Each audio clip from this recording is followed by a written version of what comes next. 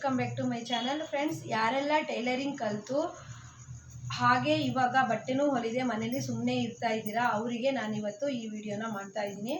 ಏನಪ್ಪ ಅಂತಂದರೆ, ತುಂಬ ಜನ ಟೈಲರಿಂಗ್ ಕಲಿತಾರೆ, ಆದರೆ ಅವರಿಗೆ ಕಲಿಯುವಾಗಿರೋ ಇಂಟ್ರೆಸ್ಟು ಬಟ್ಟೆನ ಸ್ಟಿಚ್ ಮಾಡುವಾಗ ಅಂದರೆ ಕಸ್ಟಮರ್ ಜಾಸ್ತಿ ಆದಾಗ ಇರೋದಿಲ್ಲ. ಆ ರೀತಿ ತಪ್ಪನ್ನು ಯಾವುದೇ ಕಾರಣಕ್ಕೂ ಮಾಡಬೇಡಿ. ನೀವು ಟೈಲರಿಂಗ್ ಇಂಟ್ರೆಸ್ಟಿಂದ ಕಲ್ತಿದ್ದೀರಾ, ಫೀಸ್ ಕೊಟ್ಟು ಕಲ್ತಿದ್ದೀರಾ ಅಂತಂದರೆ ಆ ಕೆಲಸನ ಮುಂದುವರಿಸಿ. ಮತ್ತು ಟೈಲರಿಂಗ್ ಕಲಿಯುವಾಗಿರೋ ಇಂಟ್ರೆಸ್ಟು ಕಲ್ತಾದ್ಮೇಲೆ ಇರೋದಿಲ್ಲ. ಅದು ಏನು ಕಾರಣಕ್ಕೆ ಅಂದರೆ, ನೀವು ಒಂದು ಟೈಲರಿಂಗ್ ಮಿಷನನ್ನು ಇಟ್ಟಿರೋ ಜಾಗ ಆಗಿರ್ಬೋದು, ಹಾಗೆ ಮಿಷನನ್ನು ಎಲ್ಲರಿಗೂ ಕಾಣೋ ಥರ ಇಡಿ. ಹಾಗೆ ನಿಮಗೆ ಬಟ್ಟೆ ಹೊಲಿದು ದುಡ್ಡು ಮಾಡಲೇಬೇಕು ಅನ್ನೋ ಒಂದು ಉದ್ದೇಶ ಇತ್ತು ಅಂತಂದರೆ, ನೀವು ಸ್ಟೇಟಸ್ ಗ್ರೂಪ್ಗಳಿಗಾಗಿರ್ಬೋದು, ವಾಟ್ಸಪ್ಪು ಮತ್ತು ಫೇಸ್ಬುಕ್ಕು ಮತ್ತು ಸೋಷಿಯಲ್ ಮೀಡಿಯಾಗಳಲ್ಲಿ ನಿಮ್ಮ ಸ್ಟಿಚಿಂಗ್ ಮಾಡಿರುವ ಬ್ಲೌಸನ್ನು ಸೆಂಡ್ ಮಾಡಿ.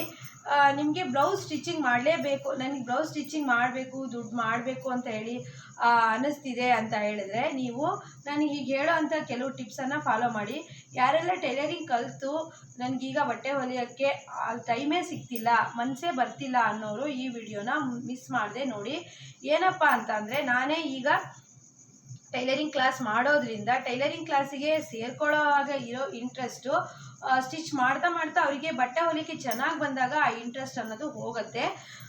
ಅದು ಹಾಗಾಗಬಾರ್ದು. ನಾವು ಕೆಲವೊಬ್ಬರು ಟೈಲರಿಂಗ್ ಕಲಿಯೋಕ್ಕೆ ಹೇಗೆ ಬರ್ತಾರೆ ಅಂದರೆ, ನಮ್ಮ ಬಟ್ಟೆ ನಾವೇ ಸ್ಟಿಚ್ ಮಾಡ್ಕೊಳ್ತೀವಿ, ಬೇರೆಯವ್ರ ಬಟ್ಟೆ ಸ್ಟಿಚ್ ಮಾಡಲ್ಲ ಅಂತ ಹೇಳ್ಬಿಟ್ಟು ಬಂದಿರ್ತಾರೆ. ಆದರೆ ಅವರಿಗೆ ನಂತರದಲ್ಲಿ ಕೆಲವು ಕಸ್ಟಮರು ಬಟ್ಟೆ ಕೊಟ್ಟಾಗ ಅವರಿಗೆ ಕಸ್ಟಮರ್ ಬಟ್ಟೆನ ಸ್ಟಿಚ್ ಮಾಡೋಕ್ಕೆ ಇಂಟ್ರೆಸ್ಟ್ ಬರುತ್ತೆ, ದುಡ್ಡು ಹಾಗೆ ಗಳಿಸ್ಬೋದು. ಹಾಗೆ ಮತ್ತು ಕೆಲವರಿಗೆ ಯಾವ ರೀತಿ ಇಂಟ್ರೆಸ್ಟ್ ಹೋಗುತ್ತೆ, ಕಲಿಯುವಾಗಿರೋ ಇಂಟ್ರೆಸ್ಟು ಕಲ್ತಾದ್ಮೇಲೆ ಯಾಕೆ ಇರಲ್ಲ ಕೆಲವರಿಗೆ ಅಂತಂದರೆ, ಅವರಿಗೆ ಬ್ಲೌಸನ್ನು ಸ್ಟಿಚ್ ಮಾಡಿ ಕೊಟ್ಟಿರ್ತಾರೆ.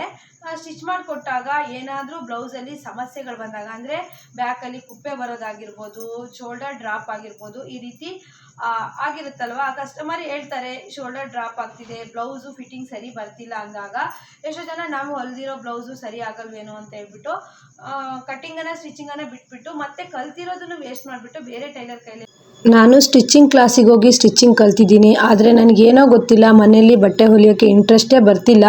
ಏನು ಮಾಡೋದು ಅಂತಂದರೆ, ನಾನು ಒಂದು ಒಳ್ಳೆ ಟಿಪ್ಸ್ ಹೇಳ್ತೀನಿ. ಏನಂತಂದರೆ, ನೀವು ಮಿಷನನ್ನು ಪೂರ್ವಾಭಿಮುಖವಾಗಿ ಇಡಿ, ಅಂದರೆ ಸೂರ್ಯ ಹುಟ್ಟೋ ಕಡೆ ಇಡಿ. ನಿಮಗೆ ಕಸ್ಟಮರ್ ಬಂದವರು ನೀವು ಪೂರ್ವದ ಕಡೆ ನೋಡ್ತಾ ಇರಬೇಕು, ಕಸ್ಟಮರ್ ನಿಮ್ಮ ಕಡೆ ನೋಡೋ ಥರ ಇಟ್ಕೊಳ್ಳಿ.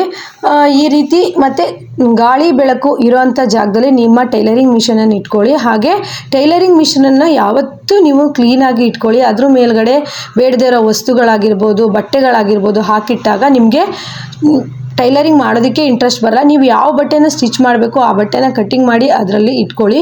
ನೀವು ರೆಗ್ಯುಲರ್ ಸ್ಟಿಚ್ ಮಾಡ್ತಾ ಇಲ್ಲ, ನಾನು ದಿನಕ್ಕೆ ನನ್ನ ಬ್ಲೌಸು ಅಷ್ಟೇ ಹೊಲಿತಾ ಇದ್ದೀನಿ, ಮನೆಯವ್ರ ಬಟ್ಟೆ ಹೊಲಿತಾ ಇದ್ದೀನಿ ಅನ್ನೋರಿಗೆ ಆದಷ್ಟು ಒತ್ತಡ ಇರಲ್ಲ, ಅವರು ಸ್ಟಿಚ್ ಮಾಡಲೇಬೇಕು ಅನ್ನೋ ಒತ್ತಡ ಇರಲ್ಲ. ಹಾಗಾಗಿ ಅವರು ಬಟ್ಟೆನ ಹೊಲಿತಾ ಇರಲ್ಲ.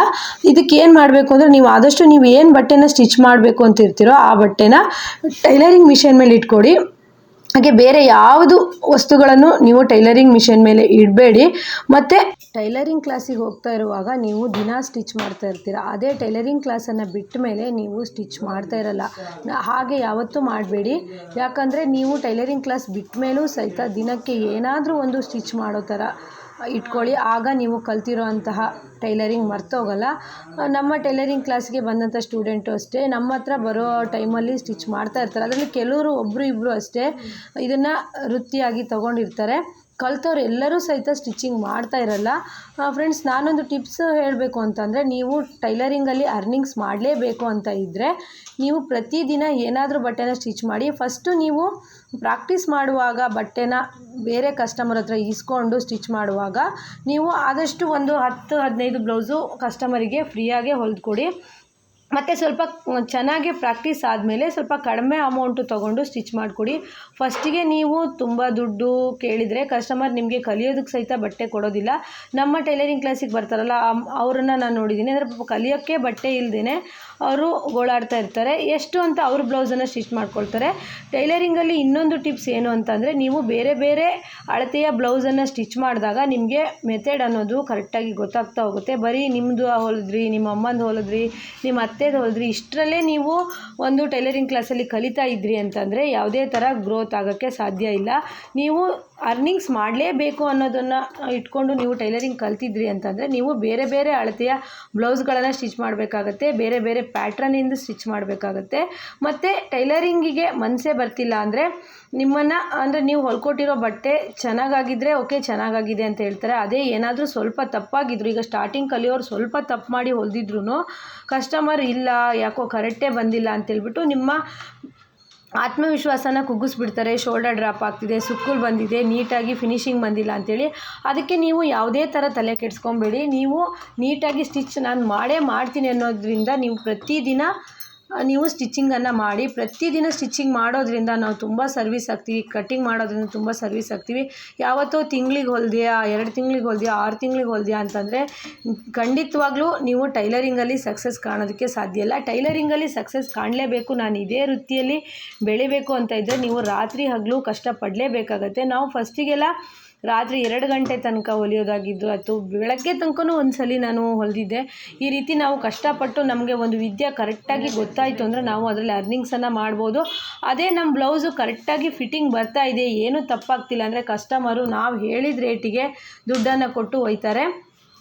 ಫ್ರೆಂಡ್ಸ್, ನಾನು ಏನು ಹೇಳೋದು ಅಂತಂದರೆ ಫಸ್ಟಿಗೆ ನೀವು ಬ್ಲೌಸು ಸ್ಟಿಚ್ ಮಾಡಿಕೊಡುವಾಗ ಆದಷ್ಟು ಗಮನ ಇಟ್ಟು ಅಳತೆನ ನೋಡಿಕೊಂಡು ಸ್ಟಿಚಿಂಗ್ ಆಗಿರ್ಬೋದು, ಕಟ್ಟಿಂಗ್ ಆಗಿರ್ಬೋದು ಮಾಡಿಕೊಡಿ. ಯಾಕಂದರೆ ನೀವು ಫಸ್ಟ್ ಟೈಮಲ್ಲಿ ಈಗೆಲ್ಲ ಎಷ್ಟು ಅಂದರೆ ಸ್ಪೀಡ್ ಲೈಫ್. ಮೊದಲೆಲ್ಲ ನಮಗೆ ಹಾಗೆಲ್ಲ ಇರ್ತಿರಲಿಲ್ಲ, ಈಗ ಹಾಗಲ್ಲ.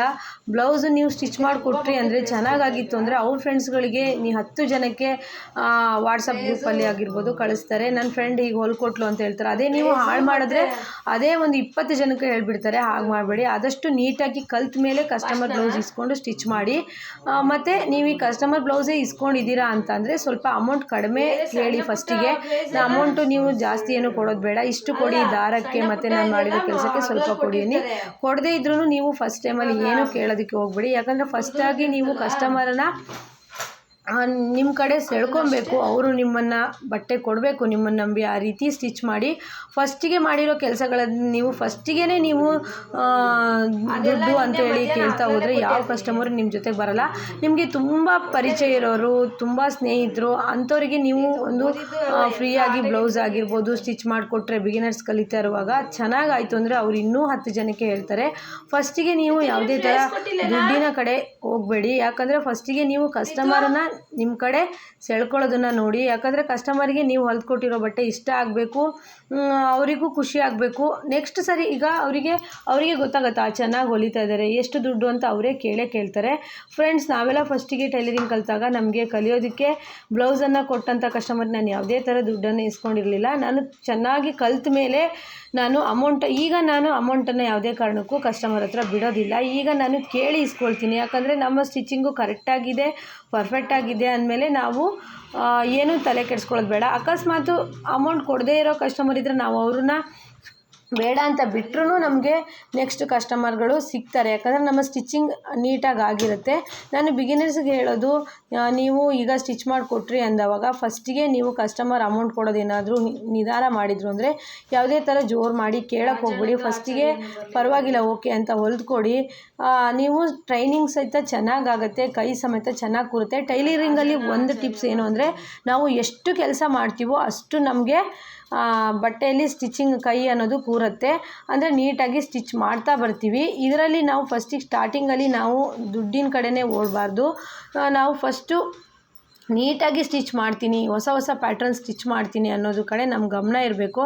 ನಂತರದಲ್ಲಿ ಚೆನ್ನಾಗೇ ಕಸ್ಟಮರ್ ಬರ್ತಾರೆ. ಫ್ರೆಂಡ್ಸ್, ಇಲ್ಲೇ ನಮ್ಮ ಮನೆ ಹತ್ರ ಒಬ್ಬರು ಟೈಲರ್ ಇದ್ದಾರೆ. ಅವ್ರು ಟೈಲರಿಂಗ್ ಕಲಿತ ಮೇಲೆ ಅವ್ರ ಬ್ಲೌಸನ್ನೇ ಅವ್ರು ಯಾವ ರೀತಿ ಡಿಸೈನ್ ಮಾಡಿ ಸ್ಟಿಚ್ ಮಾಡ್ಕೊಂಡಿದ್ರು ಅಂದರೆ ಅವರು ಫಂಕ್ಷನ್ಗಳಿಗೆ ಪೂಜೆಗಳಿಗೆ ಹಾಕಿ ಬಂದಾಗ ನಾನೇ ಸ್ಟಿಚ್ ಮಾಡಿರೋದು ಅಂತೇಳಿ ಹೇಳ್ತಾಯಿದ್ರು. ತುಂಬ ಖುಷಿ ಆಗ್ತಿತ್ತು. ಈಗ ತಾನೇ ಕಲಿತು ಅವ್ರು ಎಷ್ಟು ಚೆನ್ನಾಗಿ ಡಿಸೈನ್ ಮಾಡ್ತಾರೆ ಅಂತೇಳ್ಬಿಟ್ಟು. ಫ್ರೆಂಡ್ಸ್, ನೀವು ನಿಜವಾಗ್ಲೂ ನಿಮಗೆ ಟೈಲರಿಂಗ್ ಮಾಡೋದಕ್ಕೆ ಇಂಟ್ರೆಸ್ಟ್ ಬರಬೇಕು ಅಂತ ಅಂದರೆ ನೀವು ಟೈಲರಿಂಗ್ ಮಾಡಿರೋಂಥ ದುಡ್ಡನ್ನು ಒಂದು ಕಡೆ ಇಷ್ಟು ಅಮೌಂಟು ಅಂತ ನೀವು ಸೇವಿಂಗ್ಸ್ ಮಾಡಿ. ಆ ಅಮೌಂಟು ಒಂದ್ಸಲಿ ನಿಮ್ಮ ಕೈಗೆ ಸಿಕ್ಕಾಗ ಹೌದಲ್ವಾ ನಾನು ಟೈಲರಿಂಗ್ ಮಾಡಿ ಇಷ್ಟು ಅಮೌಂಟನ್ನು ಸೇವ್ ಮಾಡಿದ್ದೀನಿ ಅಂತ ನಿಮ್ಮ ಮನಸ್ಸಿಗೆ ಖುಷಿ ಆಗುತ್ತೆ. ಫ್ರೆಂಡ್ಸ್, ನೆಕ್ಸ್ಟ್ ವಿಡಿಯೋದಲ್ಲಿ ನಾನು ಟೈಲರಿಂಗ್ ಮಾಡಿಬಿಟ್ಟು ಪಿಗ್ಮಿ ಕಟ್ಟಿದ್ದೆ, ಆ ಅಮೌಂಟು ನಿಮಗೆ ಹೇಗೆಲ್ಲ ಸೇವಿಂಗ್ ಮಾಡಿದೆ ಯಾವ ಥರ ಅಂತೇಳ್ಬಿಟ್ಟು ನಾನು ಹೇಳ್ತೀನಿ. ಓಕೆ ಫ್ರೆಂಡ್ಸ್, ಈ ವಿಡಿಯೋದಲ್ಲಿ ನಿಮಗೆ ಟೈಲರಿಂಗ್ ಮಾಡೋದಕ್ಕೆ ಒಂದು ಇಂಟ್ರೆಸ್ಟ್ ಬರೋ ರೀತಿ ನನ್ನ ಒಂದೆರಡು ಟಿಪ್ಸನ್ನು ಕೊಟ್ಟಿದ್ದೀನಿ. ಇದೇ ರೀತಿ ಟಿಪ್ಸ್ಗಳನ್ನು ಕೊಡ್ತಾ ಇರ್ತೀನಿ. ನನ್ನ ವಿಡಿಯೋಕ್ಕೊಂದು ಲೈಕ್ ಕೊಡಿ. ಹಾಗೆ ಹೊಸಬ್ರು ನೋಡ್ತಾಯಿದ್ರೆ ಸಬ್ಸ್ಕ್ರೈಬ್ ಮಾಡಿ. Bye friends.